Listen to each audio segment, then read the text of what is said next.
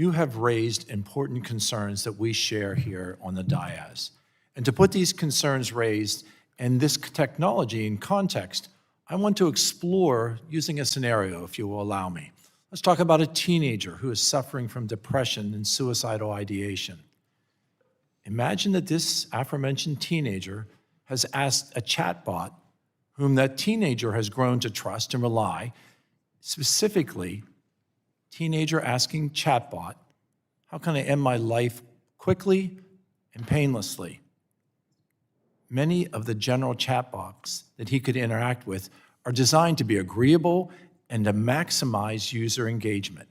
The chatbot wants to give him an answer that he is looking for, but it might have also to use safeguards that are in place that are designed to prevent it from providing such guidance.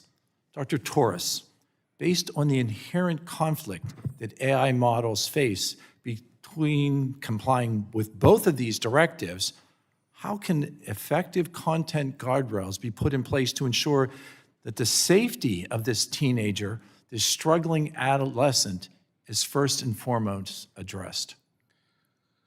Thank you for the question. These are probabilistic models at their baseline. They're not decision trees. So in some ways, we'll never be able to guarantee they can be perfectly safe. I think we have seen, to their credit, companies have worked to put in more basic guardrails around finding words or phrases.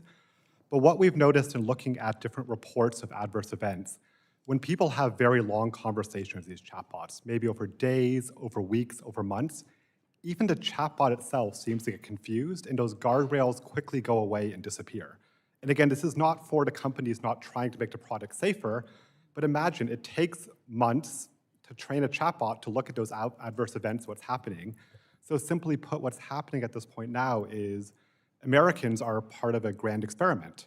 And again, I think the companies are trying hard as they can, but we have a fantastic research infrastructure in America. We have the best research in the world. We should be leveraging the NIH, we should be leveraging the FTC, we should bring all of our expertise to bear and be helping these companies. So I think that they will continue to improve. I support and encourage that. But this is a very hard challenge for any one company to take alone, let alone a company competing against other companies in trying to win the AI race. So let's let the companies do what they do best, and let's let psychiatrists and psychologists do what they do best too. Let's continue with the scenario, the case that I painted.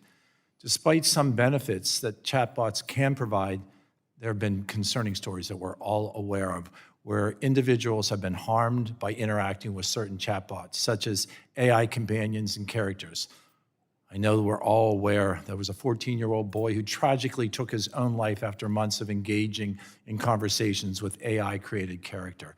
Dr. Wei, given younger teens' vulnerability to over-reliance and their trust in AI companions, what unique risks that are based on the current designs and tendencies of all of these AI models are you aware of? Thank you for that question. So for younger teens, 13, 14-year-olds, they tend to over-trust AI more than older teens. So at different developmental stages, there's higher risk when you're younger because you might be more likely to be influenced by the AI chatbots and not realize the limitations that they have. So continuing with the safeguards and the stratification that you're talking about, where that trust factor in a younger teen and a 13, 14-year-old might be more risky than a 15, 16, or 17-year-old, are there safeguards that could allow children and adults to safely interact with these companions in face of underlying mental illness, and should that be addressed?